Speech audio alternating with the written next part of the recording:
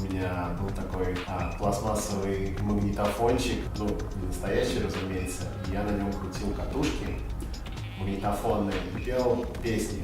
Я учился в музыкальной школе, но после музыкальной школы я потерял, честно говоря, какой-то интерес к музыкальным делам, по крайней мере, к созданию, потому что, как мне кажется, учеба, она такая вот насильная, она немножко отбивает.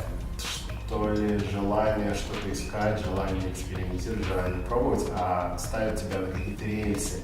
И если ты этим положением дел недоволен, и тебя интересует что-то другое, то это как бы может фигово закончиться. Вот, но я пока был в музыкальной школе, познакомился, разумеется, с разными ребятами, и вот с одним из них мы увлекались разной электроникой и такими коллективами, как Future Sound of London, например. Вот привил мне этот человек любовь к этой музыке. Параллельно я увлекался компьютером, играми, и у меня был ZX Spectrum. И я, причем, пробовал, там у меня была такая программка в Spectrum, я пробовал на ней что-то писать, там были просто 13 каких-то звуков, из которых я собирал музыку. 3 дорожки было, одна в левом, другая в правом, третья посередине, и вот как бы играешь музыку, делаешь, и я вот в этом пробовал, делал, а потом перешел постепенно на комп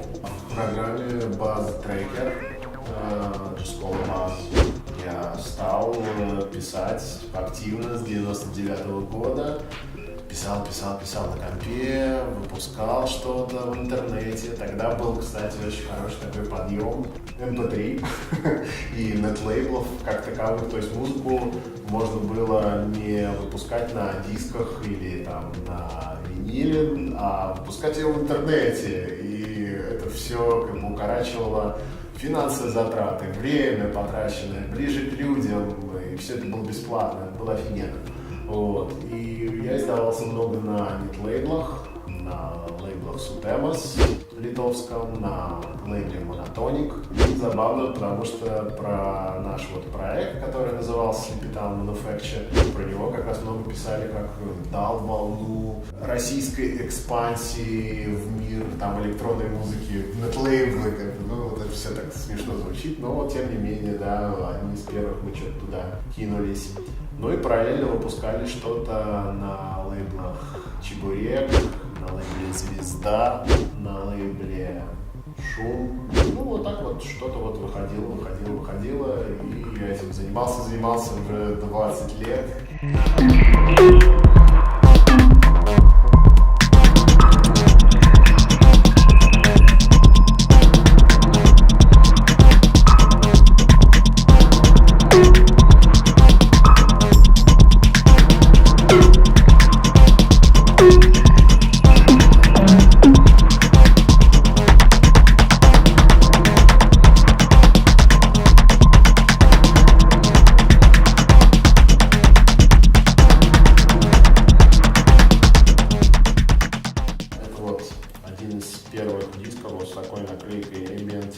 Это альбом Sleepy Town Manufacture Меланома. Такое страшное название, но вот музыка на самом деле очень нежная. Это причем, по-моему, 2004 год, а это вот 2005 год. Это музыка EDM, достаточно мелодичненький, спокойненький.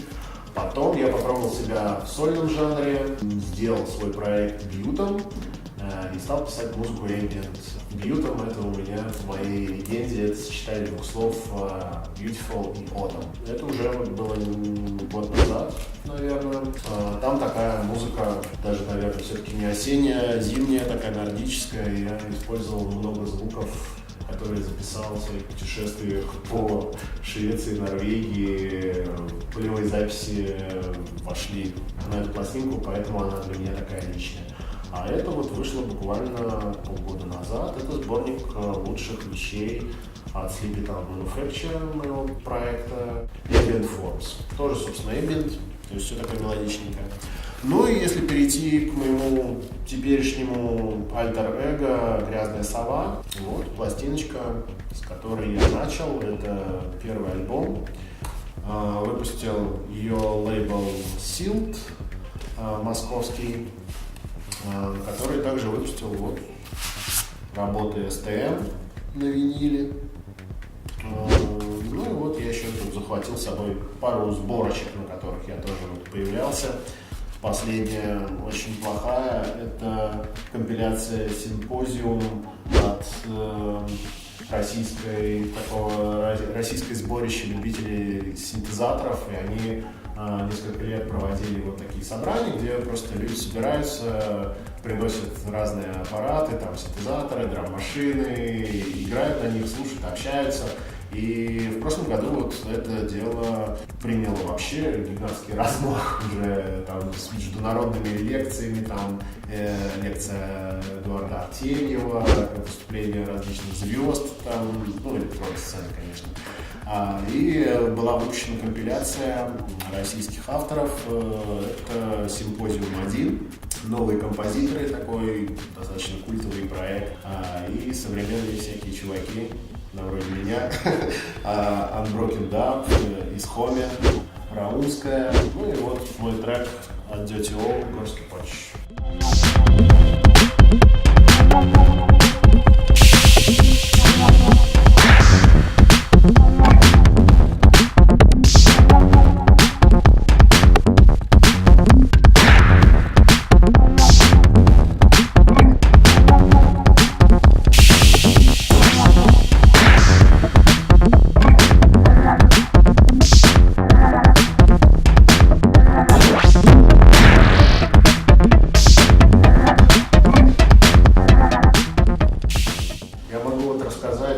Что так как маленький ребенок у меня растет, с временем все совсем плохо, но в прошлом году вот классную я такую уловку нашел. Я жил на Каменной Горке, и пока я ехал на работу в центр и обратно, то есть у меня уходило на метро где-то ну, там, по полчаса туда, полчаса обратно.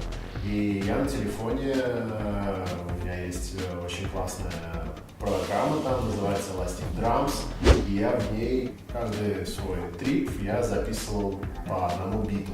И я записал этих битов, я помню, там штук 60 у меня уже там накопилось.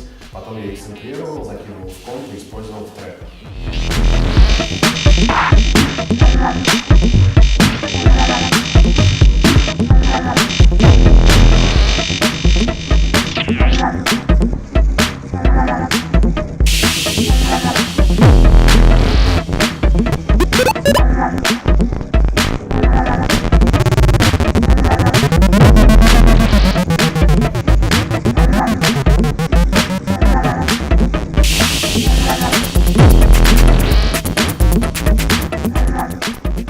У нас еще есть подкаст с Андреем Гусевичем, называется он «Ритма».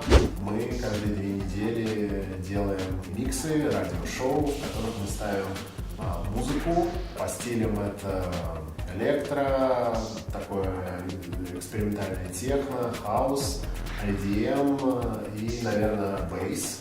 Это делаем уже 4 года, то есть мы такие как бы long-running шоу. Регулярные. Сначала мы выпускались на местных ребятах Ultra Music, потом перешли на сайты Метрополь, потом превратился в сайт Нож, а потом нас год назад приютило радио Мегаполис FM московское, и вот мы годик уже там вещаем. И параллельно нас еще, кстати, ретранслирует украинский 20 Feet Radio. Послушайте, мы ставим такую очень хорошую, на наш взгляд, музыку, стараемся как-то воспитывать вкус и в то же время давать настоящее.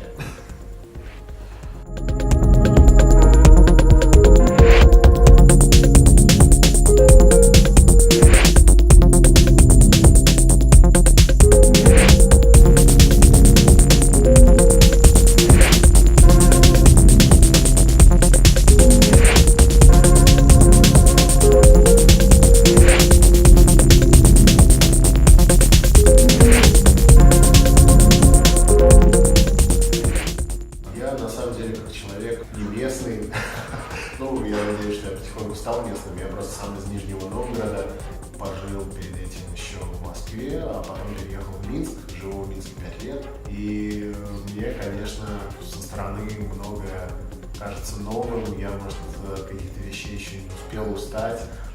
Сейчас есть несколько хороших клубных точек, в которых играет интересный музон. Во многом, кстати, ребята вот в клубе «Молодость» частенько не идут на поводу в плане ожидания аудитории и ставят такую бескомпромиссную музыку. Я в том числе ее ставлю, когда диджей там. Мне нравится проект «Мечта», Паша Донкова, нравится в нем участвовать. Не знаю, нравятся местные музыканты, нравится диджей Нобель, нравится Айдекс, с которым мы выступаем, у нас тоже есть коллаборационный проект. Нравится Лена Сизова, с которой тоже я играю сеты.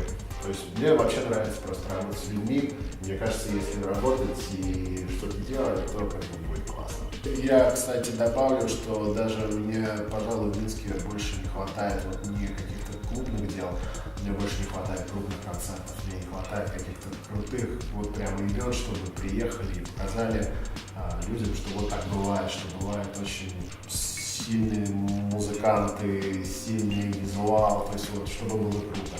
Последний раз так было на фестивале Unsound Mental Force, который был в клубе Republic вот год назад. Там были Atom TM, Ben Frost, Brandon Gray, Зосар, Толкачев, ну, то есть очень крутые имена.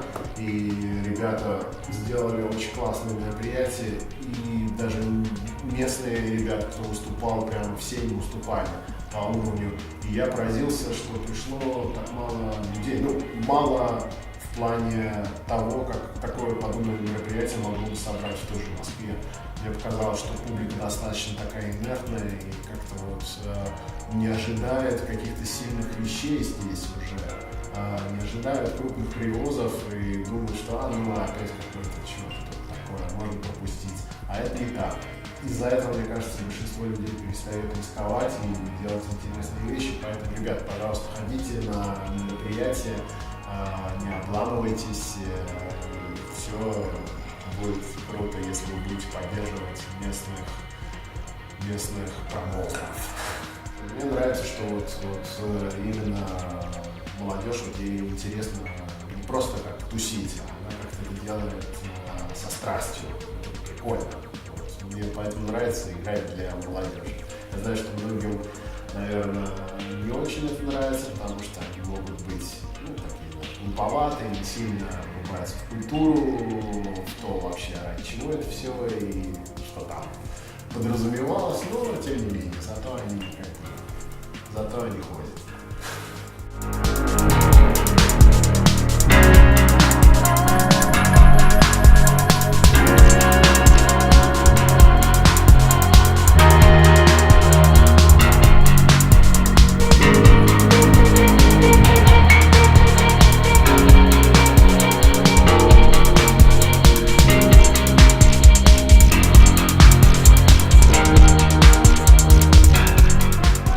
Вообще, я вот слышал много таких вот всяких заморочек по железу, и, наверное, глядя на меня, можно подумать, что я тоже рекомендую пересесть на железные инструменты, а не делать все в компьютере. На самом деле, я бы так не сказал, я пробовал и то, и мне сейчас кажется, что лучше всего, чтобы вам было удобно, если вы что-то пишете, не нужно себя насиловать, нужно, если вам не нравится, вот, не хочется вам таскать какие-то там железяки, собирать, не надо. Делать все в компьютере, можно в компьютере собирать отличную музыку, и тоже у вас будет и успех, и все шумно. Но, как бы, мне кажется, что очень важно вообще врубаться. То есть важно, если что-то делаешь в музыкальном плане, важно как бы копать и разбираться и в корнях, и как это вообще все получается, то есть не быть поверхностным в музыкальном плане. Читайте книжки. Ну а что, я тоже читал книжки. Мой сетап состоит из нескольких приборов, которые генерят звук, а также обрабатывают. То есть сэмплер, драм-машина, и сэмплер, синтезатор, синтезатор.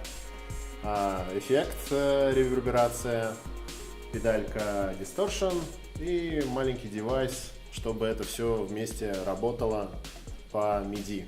С чего начать? Еще вот такой вот маленький дружок. Ну, о нем, наверное, расскажу позднее. Все у меня идет в основном с прибора Akai MPC Live. Это последняя версия сэмплера от Akai. Это, в принципе, как компьютер в коробке. В него можно закидывать сэмплы, из него можно посылать информацию какую-то на другие девайсы. В принципе, это я и делаю. То есть вот у меня в нем различные звуки.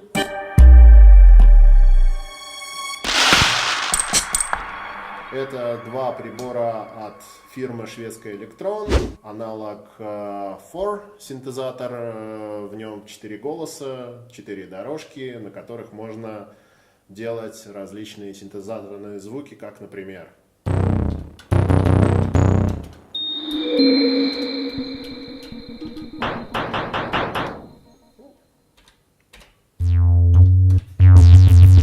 Разные. И девайс аналог Rhythm, который комбинирует сэмплы с синтезаторной частью. То есть здесь, например, генерится своя бас-бочка, свой снейр, свои цимбалы, хай-хеты, и к ним можно подмешивать различные сэмплы. Получается очень интересный гибрид.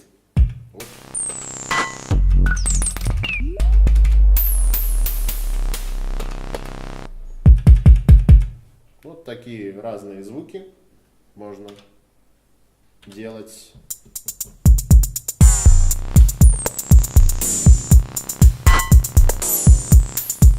Вот это сейчас сыграл один только ритм.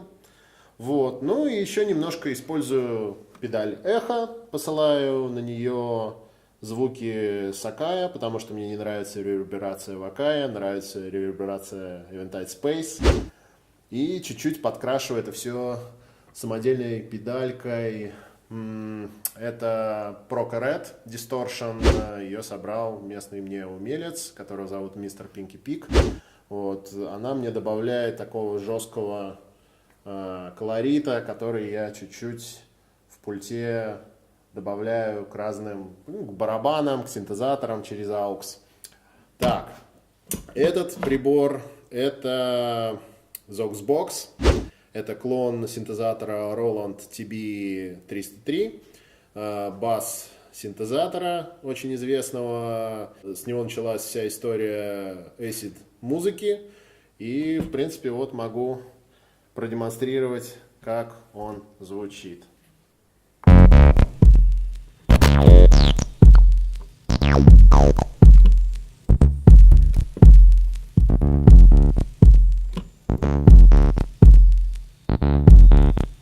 Вот так вот он играет. В принципе, его, наверное, вы могли слышать у меня в лайве. Этот прибор я собрал вместе со своим отцом. Он самодельный, и так получилось, что он ко мне достался в таком нерабочем состоянии, и мы его починили. Он засунут в корпус от советского блока питания, и сверху на нем такая вот платка печатная для красоты. Можно не пугаться, что здесь что-то тебя дернет электричеством. И я его очень люблю, никогда с ним не расстанусь. Так, ну и вот остался вот такой вот девайс. Он называется Finga Magoob. Он в какой-то степени тоже самодельный, хотя я его купил в собранном виде, но можно купить было его в формате кит. То есть это просто набор микросхем, печатная платка, которую ты сам паяешь и собираешь в корпус. Это такой маленький синтезатор, в котором встроен фотоэлемент, и он привязан к питчу. То есть чем светлее, тем выше тон, например, вот.